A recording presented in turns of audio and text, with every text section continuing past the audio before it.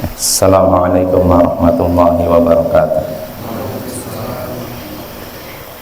Alhamdulillah, wassalatu wassalamu ala rasulillah wa ala alihi wa sahbihi wa man wala, amma ba'd. Ayyuhal ikhwa wal akhwat, a'azzani wa a'azzakumullah. Saudara-saudara yang semoga dimuliakan oleh Allah, kita lanjutkan kembali kajian kita di malam Sabtu untuk mengkaji tafsir Jalalain, tafsir yang disusun oleh dua imam, Jalaluddin As-Suyuti dan Jalaluddin Al-Mahalli. Bentar ya, saya lagi ngatur ini. Oh ya, bisa.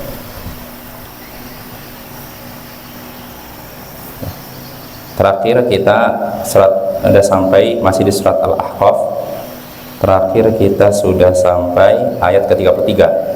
Betul? Habis. Hah?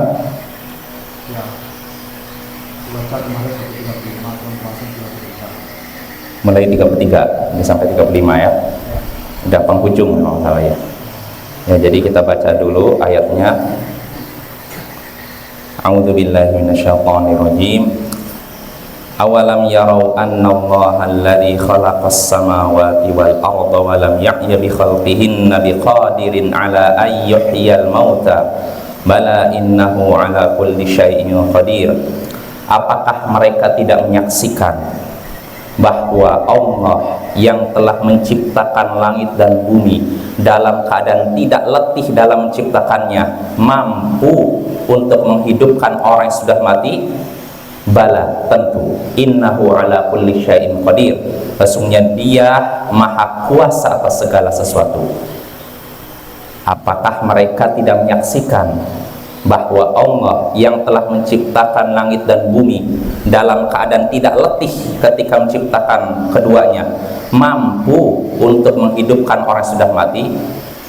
Di sini Allah bertanya, maksudnya untuk menegaskan, apakah mereka tidak menyaksikan? Mereka di sini maksudnya siapa? Orang-orang kafir, orang musyrik, para pengingkar hari kebangkitan. Kata Imam Al-Mahalli, ay munkirul ba'ats. Maksudnya orang-orang yang mengingkari hari kebangkitan. Jadi apakah orang-orang yang mengingkari hari kebangkitan tidak menyaksikan, tidak mengetahui bahwasanya Allah yang sudah menciptakan langit dan bumi dalam keadaan tidak letih menciptakan keduanya? Apakah mereka tidak menyaksikan bahwasanya Allah yang sudah melakukan semua itu mampu untuk menghidupkan orang yang sudah mati? Kan yang menciptakan langit dan bumi siapa? Allah kan? Dan ketika Allah menciptakan langit dan bumi, apakah Allah merasa letih? Tidak ya, kecuali orang Yahudi. Orang Yahudi berpendapat setelah menciptakan langit dan bumi, dimulai dari hari Ahad, berakhir hari Jumat, hari Sabtunya Allah istirahat. Ini orang Yahudi kurang ajar sekali kepada Allah Subhanahu wa Ta'ala. Jadi kata mereka, hari Sabtu adalah hari istirahat. Istirahat bagi siapa? Allah ya. Dan akhirnya mereka pun menggunakan hari Sabtu untuk ibadah. Nah, di sini Allah katakan, apakah mereka para pengingkar hari kebangkitan, apakah orang-orang musyrik itu tidak menyaksikan bahwa Allah yang sudah menciptakan langit dan bumi dalam keadaan tidak letih mampu untuk menghidupkan orang yang sudah mati? Artinya bahwa kalau menciptakan langit dan bumi yang begitu besar saja Allah sanggup, apalagi sekedar menghidupkan yang sudah mati. Manusia kan sedikit kan, dibandingkan langit dan bumi mana yang lebih besar? Nah, makanya Allah katakan dalam ayat lain, la khalqus samawati wal ard akbar min khalqin nas.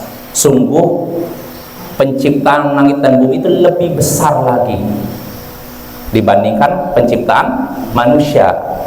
Artinya kalau mereka mau berpikir, langit dan bumi ini besar, langit saja antara satu langit dengan langit berikutnya jaraknya jauh, belum lagi bumi 7 lapis ke bawah jauh. Kalau yang besar saja Allah sanggup menciptakan dari yang tidak ada jadi ada, betul tidak? Tanya tidak ada kan lalu jadi ada, begitu besar. Kalau ini saja sanggup, apalagi sekadar menghidupkan yang sudah ada. Ini ada, meninggal, lalu hidupkan. Lebih ringan atau lebih berat? Lebih ringan ya.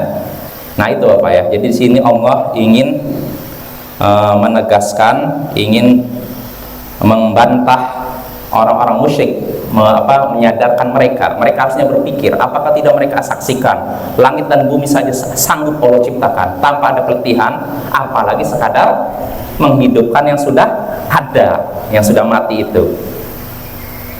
Jelas Bapak ya. Lalu Allah katakan, bala, tentu Allah sanggup menghidupkan yang sudah mati ya. Bala, innahu ala kulli syai'in qadir. Tentu saja, innahu ala kulli syai'in qadir. Sesungguhnya Allah qadirun ala ihya'il mauta. Allah yang sanggup menghidupkan orang sudah mati, maha kuasa atas segala sesuatu. Allah maha kuasa atas segala sesuatu, apapun itu Bapak, baik yang dia kendaki maupun yang tidak dia kendaki. Jelas Bapak ya. Allah sanggup ya. Allah maha kuasa atas segala sesuatu, baik yang dia kendaki maupun tidak dia kendaki. Nah, ini. Lalu Allah katakan, setelah Allah ingin menyadarkan orang-orang kafir bahwasanya Allah sanggup menghidupkan orang mati, setelah itu Allah berfirman, wa yauma yu'radul ladzina kafaru 'alan nar alaysa hadza bil haqq.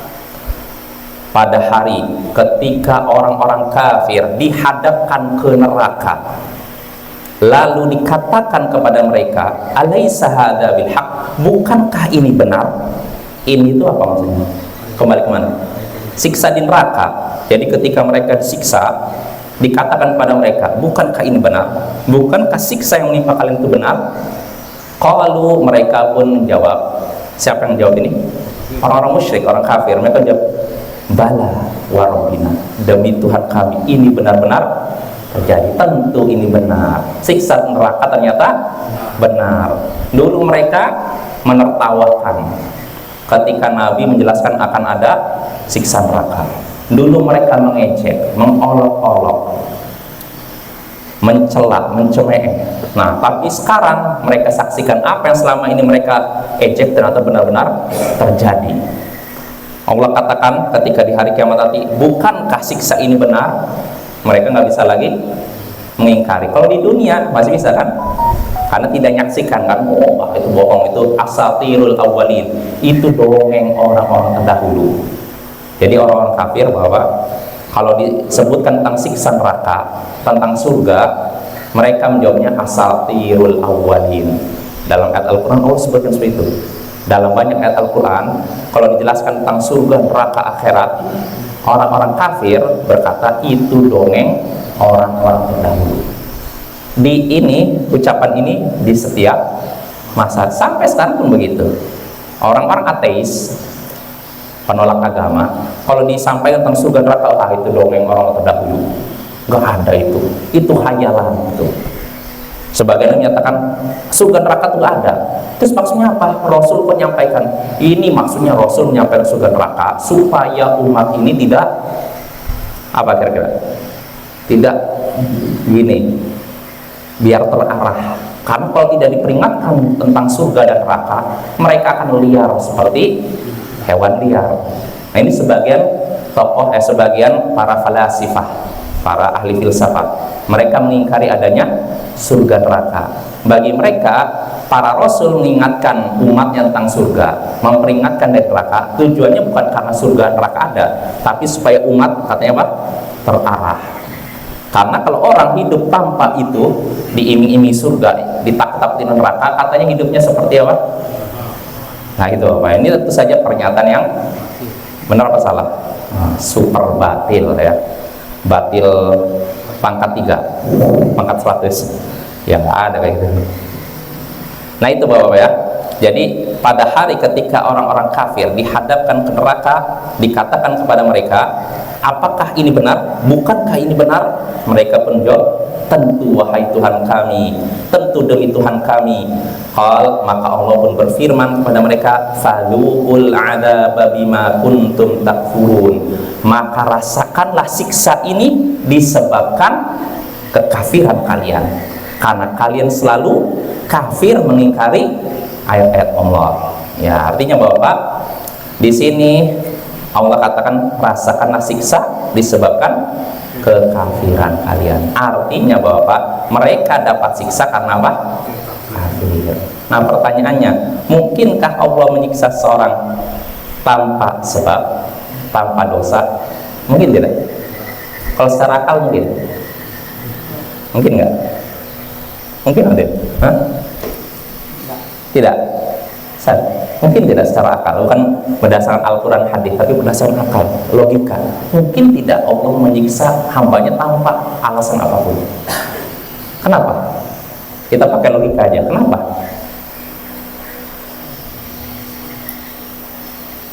Pasti kan Allah itu memang bisa menciptakan hambanya itu dan bisa menjadikan hambanya sesuai kehendaknya. Iya.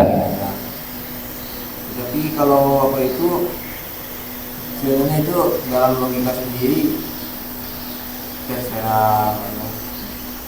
Berarti mungkin, secara logika mungkin saja. Hah? Mungkin Allah menyiksa hambanya tanpa sebab, tanpa dosa, tanpa kesalahan. Mungkin. Jawabannya tidak mungkin Bapak ya. Karena kalau Allah menyiksa hambanya tanpa sebab, tanpa dosa, tanpa kesalahan, berarti namanya Allah zalim, aniaya, dan Allah tidak mungkin zalim, kan? Jelas Bapak ya? Ya, secara logika menurut ahlu sunnah Allah tidak mungkin zalim. Itu berdasarkan akal kita, apalagi berdasarkan ayat Al-Quran dan hadis. Jadi nggak mungkin Allah menyiksa tanpa sebab, memberikan pahala tanpa sebab, nggak mungkin. Kenapa perlu saya sebutkan ini? Karena sekte Asy'ariyah, Asy'ariyah berpendapat Allah mungkin saja menyiksa hambanya tanpa sebab. Kenapa? Ya tergantung kehendak Allah. Jadi Allah ketika melakukan sesuatu bukan karena sebab, bukan karena tujuan, kan Allah berkehendak seperti itu. Contohnya Allah mengirim tsunami. Apa sebabnya ada tsunami? Pasti dosa. Semua musibah pasti karena dosa. Wa ma asabakum min musibatin fabima kasabat aydikum. Apapun musibah yang menimpa kalian itu disebabkan ulah tangan kalian. Maksudnya karena dosa kalian. Semua musibah, mau tsunami, gempa bumi, banjir, kemarau dan semacamnya, itu karena dosa manusia. Berarti ada sebabnya kan? Dan ada tujuannya tidak? Tujuannya apa? Menghapus dosa kita dan untuk supaya kita taubat kepada Allah. Musibah apapun, musibah dari yang kecil sampai besar, musibah menimpa diri kita, anak kita, istri kita, keluarga kita, dan masyarakat kita. Tujuannya menghapus dosa kita dan supaya kita bertobat. Jadi ada sebabnya dan ada tujuannya. Tapi kalau sekte Asy'ariyah, Allah mengirim tsunami ya kan Allah ingin mengirim tsunami tanpa tujuan dan tanpa sebab. Tentu saja ini pernyataan yang salah dan batil ya. Ya, karena kalau kita menyatakan Allah melakukan sesuatu tanpa sebab dan tujuan, itu sama saja menyamakan Allah dengan orang yang sakit jiwa, kan tidak waras kan? Kan orang sakit jiwa kadang tiba-tiba mukul orang, ya kan? Kadang kenapa dia mukul? Ya namanya gila kan, tiba-tiba datang ikut sholat sini. Mungkin nggak? Tapi apakah ada niat? Nggak ada. Makanya Bapak, di dalam Islam kalau orang gila melakukan maksiat tidak dapat hukuman, ya kan? Ya tidak, karena tidak punya niat kan, tidak ada tujuan, tidak ada sebab kan? Betul tidak? Nah gitu kan, kayak gitu kan. Nah begitu juga saya yakin dalam undang-undang hukum positif mungkin di negara kita, saya yakin gitu. Kalau misalkan ada orang gila melakukan kejahatan, dia nggak dikasih hukuman seperti orang waras kan? Ya tidak. Saya tahu saya kayak gitu biasanya. Misalkan ada orang gila, misalkan orang ini lah, misalkan ada orang waras merusak ini apa, atau mungkin dia melukai orang, ini bisa masuk hukum kan? Dibawa ke polisi, masuk penjara kan? Tapi kalau orang gila, setahu saya enggak. Namanya gila gimana lagi? Tapi bukan lagi dibiarkan, dia harus dikekang, artinya dibatasi pergerakannya. Betul tidak? Nah, kalau kita katakan Allah melakukan, menakdirkan suatu tanpa sebab, tanpa tujuan, berarti secara tidak langsung kita menyamakan Allah dengan orang sakit jiwa, dan itu na'udzubillah min dzalik, pelecehan terhadap Allah. Makanya Ahlussunnah meyakini Allah ketika menakdirkan sesuatu, menetapkan sesuatu, pasti ada sebabnya dan ada tujuannya, termasuk musibah. Jelas apa ya? Makanya ketika Allah menyiksa orang kafir, apakah ini semata-mata kehendak Allah? Tidak, ada sebabnya. Sebabnya apa? Kekafiran mereka. Makanya di sini tadi Allah katakan kepada orang kafir, setelah mereka menyaksikan siksa di depan mata mereka dan merasakan siksa dengan badan mereka, Allah katakan, bukankah ini benar? Mereka menjawab, tentu demi Tuhan kami, tentu demi Allah. Maka Allah katakan, rasakanlah siksa ini disebabkan kekafiran kalian. Artinya karena kekafiran kalian, aku pun siksa kalian. Kalau kalian tidak kafir, aku pun tidak siksa kalian. Jelas apa ya? Ini termasuk permasalahan akidah yang perlu kita ketahui. Dengan begini Bapak, kalau kita memahami permasalahan seperti ini, hidup kita tenang. Makanya orang kalau akidahnya lurus, hidupnya pun lurus, tenang, bahagia. Ketika Allah takdirkan dia dapat musibah, dia kalau orang yang paham akidah Ahlussunnah, dia melihat, oh ini pasti karena dosa saya. Dia nggak akan menunjuk orang gara-gara sepulang. Dia nengok dirinya sendiri, oh mungkin saya dosa, tidak bertobat apa? Introspeksi diri. Jadi nggak nunjuk orang lain. Contohnya Bapak Waqi' bin Al-Jarrah, gurunya Imam Asy-Syafi'i. Suatu hari dia dicaci maki oleh orang bodoh, oleh seseorang. Kalau orang suka mencaci maki berarti orang bodoh. Dicaci maki oleh seseorang, maka apa reaksi Waqi'? Dia langsung ke dalam rumahnya, lalu kalau nggak salah menaburi kepalanya dengan debu atau apa gitu. Setelah itu keluar lagi, lanjut lagi, ini disebabkan dosa saya. Jadi dia introspeksi, dia nggak langsung menyalahkan kamu ini menyakiti saya, kamu dong ini, enggak, dia malah menyalahkan dirinya sendiri. Saya bisa dicaci maki orang ini karena karena dosa saya. Ya udah, introspeksi ya. Itu apa ya? Jadi musibah apapun, sekecil apapun, itu penghapus dosa kita. Makanya Syekh Mukbil ini diceritakan oleh seorang murid beliau, karena suatu hari beliau berjalan bersama murid-muridnya. Jadi kalau Syekh Mukbil ini berjalan, selesai pelajaran langsung digerumuti oleh teman-teman murid-muridnya, dikerumuni murid-muridnya. Nah suatu hari beliau berjalan, tersandung kaki beliau. Maka beliau membaca firman Allah Ta'ala yang sudah disebutkan tadi, wa ma asobakum min musibatin fabima kasabat aydikum. Tidak satu musibah pun menimpa kalian kecuali disebabkan ulah tangan kalian. Artinya dosa. Beliau menyatakan ini dosa, karena dosa. Tersandung Bapak, dosa karena dosa saya. Nah kalau orang sudah pahami prinsip seperti ini, hidupnya tenang, tidak selalu menyalahkan orang. Gara-gara si pulang saya jadi begini, gara-gara si ini. Kalau orang suka menyalahkan orang lain, hidupnya nggak akan bahagia. Tapi kalau menyalahkan diri, oh ini kan dosa saya harus bertobat kepada Allah, hidupnya akan tenang. Jelas apa ya? Nih, karena ada hubungannya Bapak antara akidah seorang dan akhlaknya dengan keimanannya. Makin lurus akidah seorang, makin lurus akhlaknya dan makin kuat imannya. Tapi makin menyimpang akidah seorang, maka menyimpang pula akhlaknya dan perbuatan dan tindak tanduknya. Jelas apa ya? Ya contohnya gini lah, kalau misalkan orang akidah menyimpang, contohnya dalam masalah takdir. Contohnya seorang meyakini seperti Qadariyah, meyakini perbuatan manusia tidak ditakdirkan oleh Allah, murni ciptaan manusia. Saya bisa sukses karena kehebatan saya bisa salah gini, murni kesalahan saya. Oh gitu aja.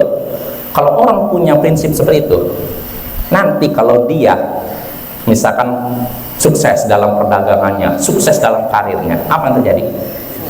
Sombong, ini karena kehebatan saya. Dia nggak tahu bahwa ini sudah ditakdirkan Allah kan? Ya tidak.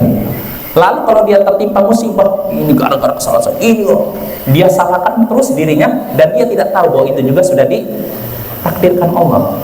Akhirnya apa? Cenderungnya apa? Kalau udah tertimpa musibah, udahlah, cari paling gantung diri. Enggak gitu kan? Ini kalau orang akidahnya menyimpang begitu apa ya?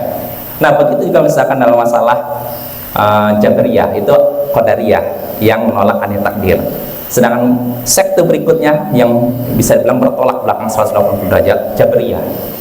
Jabriyah menyatakan segala sesuatu sudah Allah takdirkan, termasuk perbuatan manusia sudah Allah takdirkan, dan manusia tidak punya pilihan sama sekali. Artinya manusia itu seperti robot yang belok kiri, belok kanan, nggak punya kehendak sama sekali. Nah akhirnya kalau orang punya prinsip seperti itu, biasanya bagaimana? Cenderungnya apa? Malas dalam beramal, malas dalam bekerja, malas dalam berusaha. Ya kan? Kenapa kamu nggak kerja? Tak, rezeki itu sudah di tangan Allah, Allah yang atur. Dia nggak mau kerja. Kenapa kamu tidak ibadah? Kenapa kamu terus maksiat? Ya gimana lagi? Ini sudah takdir Allah. Ya kan? Kenapa kau main judi? Kan tahu judi itu haram. Ya gimana lagi? Udah takdir Allah. Dia akhirnya bersandar dengan takdir. Gimana itu? Benar nggak itu? Salah ya. Memang semua sudah Allah takdirkan. Perbuatan kita, saya mengangkat tangan saya ke sini sudah Allah takdirkan. Bapak-bapak bisa datang sini di tanggal berapa sekarang? 29 Desember pukul 19.19. Ini semua sudah Allah takdirkan. Betul?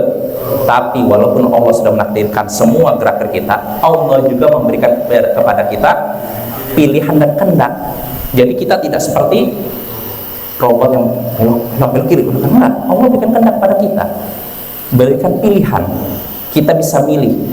Makanya Allah katakan dalam surat Al-Insan, inna hadainahu sabila imma syakira wa imma kafura. Sesungguhnya kami telah memberikan kepada manusia petunjuk menuju jalan lurus, tapi di antara manusia ada yang bersyukur, ada yang mengambil jalan lurus itu, dan ada yang kufur, tidak mau. Artinya kembali pada kehendaknya kan. Dan kalau bantahan sederhana terhadap orang Jabriyah yang bersandar dengan takdir dan merasa terpaksa, saya sudah memberikan contoh sering Bapak, kita sediakan 2 piring di depan matanya, yang satu rendang, yang satu kotoran jawi. Rendang, kotoran jawi, silakan makan. Kira-kira yang dia pilih apa? Apakah dia mikir kotoran jawi? Gimana lagi, udah takdir Allah? Atau dia ambil rendang? Ambil rendang kan? Itu menunjukkan dia punya apa? Kehendak dan pilihan, nggak terpaksa manusia. Jadi seorang mau ke surga, mau ke neraka, ini sudah ada pilihan seorang. Tinggal dia mau ke surga. Kalau memang ke surga berarti dia harus melangkah surga. Kalau ke neraka berarti melangkah neraka. Tidak ada yang terpaksa. Jelas Bapak ya? Nah, kalau kita mempelajari akidah seperti ini, kita tahu mana akidah yang benar, akidah yang menyimpang, akhlak kita akan lurus, hidup kita akan tenang. Tapi kalau orang yang tidak belajar akidah atau akidahnya menyimpang, hidupnya pasti akan tidak terarah dan akan gelisah Bapak ya. Ya seperti contohnya sebagian para penyembah kubur, kaum sufi yang menyandarkan hidup mereka pada kuburan wali-wali tertentu atau kepada foto wali-wali mereka. Itu mereka itu karena mereka menghamba kepada wali-wali tersebut, hidup mereka gelisah, tidak akan tenang. Ya seperti orang yang bersandar pada jimat. Ketika ada jimat dia merasa percaya diri, jimatnya hilang, keringat dingin. Ya kan kayak gitu kan? Nah itu ya. Maka akidah seseorang berhubungan, ada hubungannya dengan akhlaknya, dengan kehidupannya sehari-hari. Kalau akidahnya benar, maka akhlaknya akan benar, hidupnya akan bahagia. Tapi kalau akidahnya menyimpang, maka akhlaknya akan menyimpang dan hidupnya akan menderita Bapak ya. Ya kita kembali lagi, maaf tadi agak menyimpang. Jadi kita kembali lagi, Allah setelah orang-orang kafir dimasukkan ke neraka, menyaksikan neraka di depan mata mereka dan merasakan neraka, siksa neraka dengan badan mereka, Allah katakan rasakanlah siksa ini disebabkan kekafiran kalian. Nah, lalu di sini setelahnya Allah pun berfirman, setelah menyebutkan siksa yang diterima oleh orang kafir, Allah berbalik mengarahkan firman-Nya kepada nabinya. Allah berfirman, fasbir kama sabara ulul azmi minar rusul wa la tasta'jil lahum. ka'annahum yawma yarawna ma yu'aduna lam yalbathu illa sa'atan min nahar balagh fahal yuhlaku illa al-qaumul fasiqun. Bersabarlah engkau wahai Nabi, bersabarlah sebagaimana kesabaran rasul-rasul yang memiliki keteguhan. Wala tasta'jil lahum, dan jangan engkau minta disegerakan turunnya siksa kepada mereka. Wa ka'annahum yawma yarawna ma yu'adun lam yalbathu illa sa'atan min nahar. Pada hari ketika mereka menyaksikan siksa yang diancamkan kepada mereka, hari apa itu? Hari akhirat, ya, di akhirat nanti. Pada hari ketika mereka menyaksikan siksa yang diancamkan kepada mereka, mereka merasa seakan-akan hidup di dunia hanya sesaat saja di waktu siang hari. Bala, sampaikanlah peringatan dari Allah, fahal yuhlaku illal qaumul fasiqun. Tidak ada yang dibinasakan kecuali orang-orang fasik. Nah, kita bahas Bapak ya. Di sini Allah katakan fasbir, bersabarlah. Pada siapa tujuan firman itu juga? Pada Nabi. Kalau Nabi saya disuruh sabar, apalagi kita ya. Sabar itu penting Bapak ya. Kadang kita manusia tuh seringnya tergesa-gesa, pengen instan segala sesuatu, dalam masalah bisnis, dalam masalah karir, dalam masalah dakwah, pengennya langsung jadi. Padahal segala sesuatu butuh kesabaran. Ya, sabar. Allah katakan kepada nabinya, sabarlah sebagaimana kesabaran rasul-rasul yang memiliki keteguhan. Bersabarlah, maksudnya ala adza qaumik, bersabarlah menghadapi gangguan kaummu. Bersabarlah menghadapi gangguan kaummu. Yaitu siapa? Kaum Quraisy ketika itu, musyrikin Quraisy. Karena musyrikin Quraisy mengganggu Nabi baik dengan lisan mereka maupun tangan mereka. Kalau lisan jelas lah, dengan cara apa? Dengan cara apa lisan mereka? Ya, Nabi dibilang kadzab, pendusta, sahirun, tukang sihir, kahin, dukun, tukang tenung. Bahkan sebutkan dalam surat apa? Ar-Ra'd ya, innaka lasahirun apa? Sahir atau majnun. Nah, jadi engkau ini tukang sihir plus gila. Tukang sihir plus gila. Nyambung enggak Bapak? Sihir dan gila. Orang sihir plus gila, inilah keanehan orang musyrik. Mereka nuduh Nabi tukang sihir plus gila. Nyambung sihir dengan gila. Kalau orang gila bisa melakukan sihir, enggak kan? Tapi itulah mereka itu karena bencinya dengan Nabi Muhammad, mereka ingin menghentikan dakwah Nabi Muhammad. Akhirnya melontarkan tuduhan-tuduhan yang bertentangan, bertabrakan. Dibilang tukang sihir tapi juga gila, nggak nyambung. Kalau memang tukang sihir nggak mungkin gila. Kalau orang gila nggak mungkin, ya kan? Kadang gitu apa ya? Jadi itulah keanehan orang-orang musyrik. Nabi disuruh oleh Allah bersabarlah, yaitu menghadapi gangguan kaum, baik lewat lisan mereka maupun perbuatan mereka. Kalau perbuatan banyak lah. Di antaranya Nabi berkali-kali beliau diludahi. Bahkan yang lebih parah itu Uqbah bin Abi Mu'aid, ketika Nabi sedang sholat di depan Ka'bah, dia menghampiri Nabi membawa selendangnya lalu mencekik Nabi di depan Ka'bah. Mencekik sampai disebutkan dalam riwayat mata Nabi seakan-akan keluar. Kenapa itu? Orang percaya gitu kan? Ini sangat keluar, saking sakit gitu. Dan datang Abu Bakar As-Siddiq memegang pundak Uqbah bin Abi Mu'aid sambil nangis. Ataquluna rajulan ayyakuna rabbi Allah? Apa kau ingin membunuh seseorang yang berkata bahwa Tuhanku adalah Allah? Terus begini. Abu Bakar nangis. Abu Bakar nggak sanggup melawan. Kenapa? Lagi di Mekah belum turun perintah untuk perang. Cuma bisa kamu membunuh orang yang mengatakan Tuhan adalah Allah, begitu aja. Nabi begitu. Cekik, bayangkan seorang yang mulia, seorang yang jujur. Sebelum Nabi Muhammad menjadi Nabi dan Rasul, orang Quraisy memuliakan beliau. Mereka sampai menjuluki beliau sebagai Al-Amin, orang yang amanah dan dipercaya, orang yang akhlaknya mulia. Mereka mengagungkan. Tapi ketika sudah resmi menjadi Nabi dan Rasul, tiba-tiba mereka memusuhi beliau, menyakiti beliau dengan lisan maupun tangan. Nah, ini juga terdapat hikmah Bapak yang perlu kita renungkan. Masyarakat dimanapun berada mencintai orang soleh, orang baik, tapi tidak mencintai orang muslih yang memperbaiki. Jelas Bapak? Cenderungnya masyarakat itu mencintai orang soleh, tapi tidak dengan muslih. Soleh artinya baik. Kalau muslih menjadikan orang lain baik. Soleh artinya baik tapi untuk dirinya sendiri. Kalau muslih, dia berusaha membuat orang lain jadi baik. Bisa dibedakan ya. Soleh. Orang masyarakat tuh cenderungnya suka dengan orang soleh tapi nggak suka dengan orang muslim. Nabi sebelum diangkat, Nabi Muhammad ya, sebelum diangkat jadi Nabi dan Rasul, orang baik tidak? Baik tidak? Baik kan? Berarti soleh kan?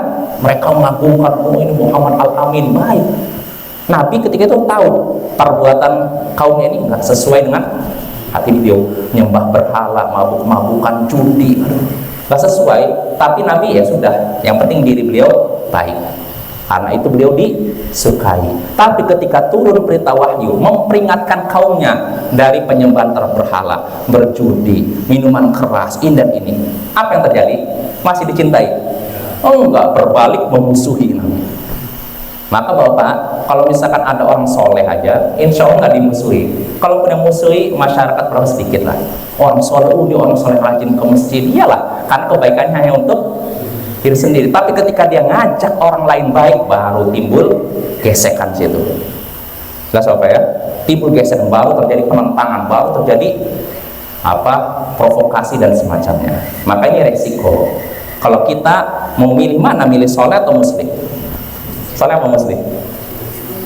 Kalau kita mencari aman, jadi orang soleh aja lah. Ngurus diri kita sendiri, nggak usah ngurus orang lain. Nanti kita baik, udah kita aja. Ini kalau kita mencari aman ya. Tapi kalau kita mau ngambil yang penuh dengan resiko, tapi pahalanya besar, ya jadi muslim. Orang yang memperbaiki, bukan sekedar baik saja. Kalau soleh itu baik untuk dia sendiri, tapi kalau muslim menjadikan orang lain baik. Nah, ini yang jadi masalah, Pak. Jelas ya. Jadi Nabi ini mulai disiksa bukan ketika beliau belum jadi Rasul. Nah, ketika belum jadi Rasul, apakah Nabi disakiti kaumnya? Enggak, diagungkan, dimuliakan, dihormati. Tapi ketika sudah menjadi Nabi dan Rasul, ngajak kaumnya untuk beriman, barulah timbul provokasi. Jelas Bapak ya, provokasi, intimidasi sampai benar-benar disakiti. Seperti tadi Uqbah bin Abi Mu'ayth dicekik. Atau pernah beliau juga sedang lagi sujud di depan Ka'bah, datang seorang Quraisy, Abu Jahal ya masalahnya, membawa kotoran unta diletakkan di punggung beliau, sehingga beliau sesak napas beliau. Lalu datanglah Fatimah menangis sambil membersihkan punggung beliau, lalu mencela semua musyrikin Quraisy. Karena ketika itu musyrikin Quraisy menertawakan, oh, kan mereka menyaksikan Nabi ini sholat di depan Ka'bah, mereka udah pandang, mereka udah dengki, gimana ya? Sampai ada di antara mereka, siapa di antara kalian yang berani meletakkan kotoran unta di punggung dia, punggung Muhammad? Lalu bangkitlah Abu Jahal, dia ngambil kotoran unta lalu letakkan ke punggung Muhammad. Beliau tersesat, kan kotoran unta itu berat Bapak. Ya contohnya sapi, kotorannya berat apa ringan? Taruh sini, sesak beliau. Sampai akhirnya datang Fatimah dalam keadaan menangis, menyaksikan ayahnya diperlakukan seperti itu. Dia bersihkan lalu caci maki semua mereka. Nah, Nabi tetap selesaikan sholat beliau. Nah, selesai sholat barulah beliau berdoa, menyebutkan satu persatu orang yang di situ agar Allah celakakan. Di situlah para musyrikin Quraisy terdiam. Tadi mereka tertawa, tapi ketika menyaksikan Nabi Muhammad Rasulullah doa, mereka semua terdiam. Kenapa kira-kira? Mereka gentar, di situ baru merasakan bahwa ini pertama Muhammad itu bukan pelaku maksiat, dia orang baik. Hanya saja ajaran dia bertentangan dengan ini Bapak. Kadang orang ini dakwah, masyarakat nolak bukan karena dia pelaku maksiat, tapi karena ajarannya dianggap bertentangan dengan tradisi masyarakat. Jadi mereka gimana nih? Saya tahu orang itu baik, tapi ajaran dia nggak sesuai dengan tradisi masyarakat. Musuh kan? Nah Rasulullah pun gitu. Jadi orang musyrikin Quraisy menentang Nabi Muhammad. Tapi ketika Nabi sudah berdoa tadi, dari saksi berdoa, ya Allah, hendaknya engkau siksa si fulan. Orang yang tertawa terdiam. Karena pertama, yang doa ini orang yang soleh, orang yang baik, bukan pelaku maksiat. Terus kedua, dia dalam keadaan terzalimi, ya kan? Sedangkan doa orang terzalimi kabulkan. Terus ketiga, dia doanya di depan Ka'bah. Bayangkan, takut loh semua orang musyrik segitu. Yang tadinya tertawa, terbahak-bahak, diam semua. Dan ternyata doa Nabi benar-benar dikabulkan. Di kemudian hari ada salah seorang yang menertawakan Nabi itu. Mereka dia pergi dalam satu kafilah dagang, lalu dihadang oleh serigala. Nah, disitulah orang-orang lain kabur, dia langsung merasa, wah ini doanya Muhammad, ini doanya Muhammad. Dan akhirnya benar, dia diterkam oleh serigala, matilah dia. Nah itu Bapak ya. Jadi kita kembali lagi, itulah tantangan yang dihadapi oleh Nabi Muhammad ya. Beliau menghadapi gangguan dan intimidasi dari kaumnya sendiri ya, tatkala beliau berdakwah ya, tatkala beliau menjadi orang muslim, orang yang memperbaiki, bukan soleh ya, ini Bapak ya. Jadi kita kembali, bersabarlah wahai Rasul menghadapi gangguan kaummu. Bersabarlah sebagaimana kesabaran Rasul-Rasul ulul azmi yang memiliki keteguhan. Maksudnya apa? Ulul azmi ini dzawut tsabat wasabr ala syada'id, yaitu Rasul-Rasul yang memiliki keteguhan dan kesabaran dalam menghadapi bencana. Rasul-Rasul yang memiliki keteguhan dan kesabaran dalam menghadapi mara bahaya. Maksudnya siapa itu? Rasulul Azmi, Nabi Nuh, Ibrahim, Musa, Isa, dan terakhir Nabi Muhammad. Rasul, Nabi kita disuruh meneladani 4 Rasul ini. Inilah 4 Rasul yang disebut Rasul Ulul Azmi. Ulul Azmi yang memiliki keteguhan. Nah, mungkin timbul pertanyaan, fatakun fakullum dzawu azm. Mungkin timbul pertanyaan, apakah artinya kalau 4 Rasul atau 5 Rasul ini Ulul Azmi punya keteguhan, berarti Nabi yang lain tidak memiliki keteguhan? Bagaimana nih? Memiliki Bapak. Artinya Ulul Azmi memang 5 ini. Nabi Nuh, Ibrahim, Musa, Isa, Nabi Muhammad. Ini Rasul Azmi, memiliki keteguhan yang luar biasa. Kenapa yang Rasul lain tidak? Karena Rasul lain kan bertingkat keutamannya. Rasul lain punya keteguhan, tapi keteguhannya di bawah 5 ini. Kesabarannya di bawah 5 ini. 5 Rasul ini luar biasa kesabarannya. Kalau kita murid di satu-satu, butuh pertemuan, beberapa kali pertemuan ini. Mulai dari Nabi Nuh. Singkat saja, Nabi Nuh, kesabaran beliau dakwah selama 950 tahun, pengikutnya cuma sekitar 80-20, kata para ulama sebutnya. Bahkan 950 tahun cuma sekitar 80. Kalau maksudnya dakwanya 950 hari dapat 80 orang ya, mungkin ya ajar lah. Ini 950 tahun loh. Nabi Nuh, Nabi Ibrahim, kesabaran beliau banyak sekali. Dimulai ketika beliau mau dibakar oleh Namrud, oleh kaumnya. Tuh lihat. Kedua, ketika beliau disuruh naruh anak istrinya di lembah tandus tidak ada kehidupan. Di mana itu? Mekah. Bayangkan. Lalu beliau tinggalkan demi memenuhi perintah Allah. Lalu ketika anaknya Ismail sudah dewasa, disuruh untuk disembelih. Lihat tuh. Sabar Bapak ya, menghadapi tantangan perintah dari Allah dan tantangan kaumnya. Itu Nabi Ibrahim. Lalu Nabi Musa juga sama, sabar menghadapi siapa? Fir'aun plus kaumnya sendiri, Bani Israel. Berkali-kali dipusingkan oleh kelakuan kaumnya, tapi Nabi Musa sabar. Lalu terakhir Nabi Isa, dari sejak kecil sudah diuji. Kenapa? Beliau lahir tanpa memiliki ayah, dianggap anak zina, tapi beliau sabar dari kecil terus sampai sudah dewasa pun masih ditentang juga, sampai puncaknya beliau mau disalib dan dibunuh. Lalu Allah angkat ke atas langit. Dan Nabi Muhammad juga begitu. Jelas Bapak ya. Jadi di sini Allah nyuruh nabinya untuk meneladani kesabaran Rasul-Rasul Azmi qablaka, sebelummu ya, fatakuna da azmin, sehingga akhirnya engkau pun memiliki keteguhan ya. Jadi semua Rasul memiliki keteguhan, tapi yang 5 ini keteguhannya di atas rata-rata istilahnya Bapak ya. Ya, jelas Bapak ya. Nah, di sini kata Imam Al-Mahalli, ini ada faedah saya baru dapat di sini. Kata Imam Mahli, falaisa minhum Adam, dan tidak termasuk Rasulul Azmi, yaitu Adam, Nabi Adam, ya. Liqaulihi, berdasarkan firman Allah Ta'ala, walam najid lahu azma, kami tidak mendapati pada diri Adam azam, keteguhan. Ini sebenarnya dalam surat Toha kelengkapannya, walaqad ahidna ila adama fanasya walam najid lahu azma. Walaqad ahidna ila adama min qablu fanasya walam najid lahu azma. Sungguh kami telah memberikan perintah kepada Adam sebelumnya, tapi dia lupa. Lalu dan kami tidak mendapati pada dirinya keteguhan. Allah sudah memberikan perintah pada Adam. Perintah apa? Ada yang tahu?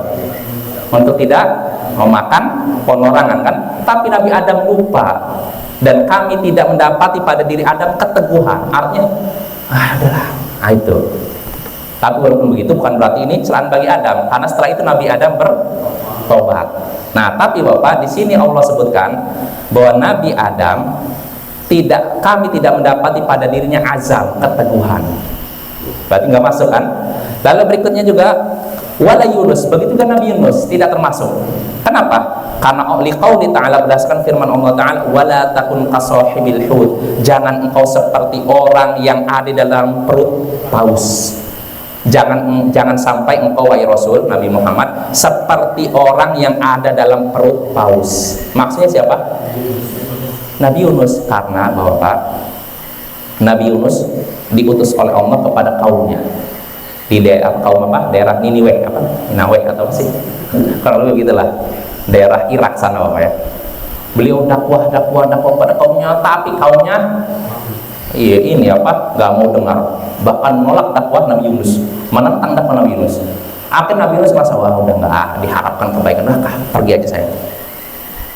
Beliau lari dari dakwah dalam keadaan belum dapat izin Allah. Jadi belum merasa kaumku ini nggak ada harapan untuk jadi baik, udah pergi aja lah. Kabur beliau dari dakwah. Akhirnya Allah pun tegur beliau. Jadi ketika beliau menyingkir dari kaumnya, dari negara Niniwe itu di Irak sana, beliau naik apa? Perahu. Perahunya diombang-ambing oleh ombak. Kapal, kan? Kalau perahu identik kecil, kapal. Akhirnya nahkoda ya namanya. Kalau yang namanya nahkoda, kan kaptennya ibaratnya lah. Mikir, wah kita ini sepertinya kelebihan muatan. Mau tidak mau harus ada yang dikurangi. Gimana nih? Ya udahlah, supaya adil kita undi saja. Lah sobat, ya. Semua penumpang diminta nuliskan namanya. Setelah itu dimasukkan dalam mungkin botol. Dibuka. Yunus. Akhirnya nahkoda kapal merasa, wah nggak bisa, dia seorang yang soleh, orang yang baik, Nabi, nggak mungkin lah. Undi lagi, diulangi lagi. Yunus lagi, wah nggak mungkin, ini kebetulan aja lah, coba sekali lagi. Setelah 3 kali berturut-turut ternyata yang keluar. Akhirnya dengan terpaksa Nabi Yunus pun diminta terjun dari kapal. Nah, ketika terjun dari kapal, Allah kirim paus memakan daun. Beliau pernah tinggal dalam paus dalam keadaan gelap. Nah, disitulah Allah katakan fanada fi dhulumat. Nabi Yunus pun memanggil Allah dalam keadaan gelap, begitu. Karena apa? Kan tidak ada lampu kan dalam ikan paus, kan. Beliau pun memanggil Allah dalam keadaan gelap. La ilaha illa anta subhanak inni kuntu minadh dhalimin. Tidak ada yang berhak disembah kecuali-Mu. Maha suci Engkau, sesungguhnya aku termasuk orang-orang zalim.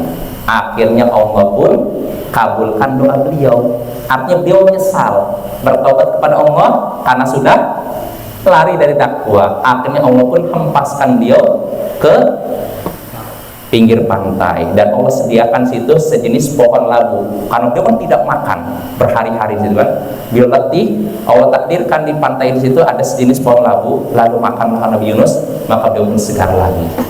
Setelah itu beliau balik lagi kaumnya, ternyata dakwah beliau diterima. Nah itu Bapak. Jadi Nabi Yunus tidak termasuk ulul azmi, karena di sini beliau tidak memiliki keteguhan. Tapi walaupun begitu beliau bertobat. Nah ini Bapak, beda dengan kita, kan. Kalau sudah salah diingatkan, nggak mau rujuk. Tapi kalau para nabi nggak begitu. Ketika salah diingatkan langsung sadar. Lah sobat, ya. Jadi Nabi Adam tidak termasuk, Nabi Yunus tidak termasuk, karena Allah ingatkan, janganlah engkau wahai Nabi Muhammad seperti orang yang dalam perut paus. Maksudnya Nabi Yunus ya. Jelas apa ya? Lalu Allah katakan wala tasta'jil lahum. Masih ada waktunya? Habis lagi.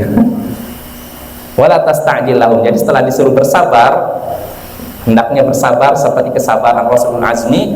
Allah katakan wala tasta'jil lahum, dan jangan engkau minta disegerakan turunnya siksa kepada mereka, yaitu kepada siapa? Kaum Quraisy, musyrikin Quraisy ya. Maksudnya itu kaummu ya. Di sini kata Imam Al-Mahalli, fa'amara bis-sabr wa tarkil isti'jal lil 'adab. Allah menyuruh beliau untuk sabar dan tidak minta disegerakan turunnya siksa kepada mereka.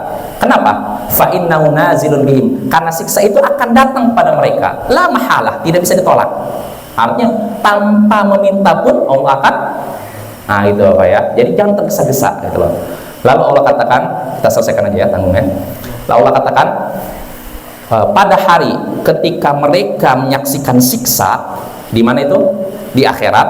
Mereka merasa, orang-orang musyrik merasa ketika menyaksikan siksa di akhirat, di neraka, mereka merasa lam yalbathu, tidak tinggal di dunia illa sa'atan min nahar, kecuali sesaat saja di waktu siang hari. Ya maksudnya apa? Jadi seakan-akan di dunia itu seperti orang baru tidur siang lalu bangun, kok udah akhirat. Saking singkatnya dunia dan saking lamanya akhirat. Jelas apa ya? Sengaja nggak saya baca penjelasan Imam Mahalli karena waktu ini. Nah, lalu Allah katakan hadzal balad, sampaikanlah. Apa yang sampaikan di sini? Hadzal Quran. Quran ini disampaikanlah. Tablighun minallahi ilaikum. Al-Quran ini disampaikan hendaknya disampaikan dari Allah kepada kalian. Ini pemberian yang harus disampaikan dari Allah kepada kalian. Fahal yuhlaku illal qaumu zalimun, dan tidak ada yang disiksa tatkala menyaksikan siksa kecuali orang-orang fasik, yaitu orang-orang kafir ya. Jelas Bapak ya? Dengan ini kita selesai dari surat Al-Ahqaf. Insyaallah pada pertemuan berikutnya. Oh ya, mungkin faidah dari 3 ayat ini akan kita bahas pada pertemuan berikutnya, dan pada pertemuan berikutnya juga kita masuk surat baru, yaitu surat Muhammad ya. Ya mungkin itu saja dari saya. Kurang lebih mohon maaf. Subhanallahumma bihamdik, asyhadu an la ilaha illa anta, astaghfiruka wa atubu ilaik. Assalamualaikum warahmatullahi wabarakatuh.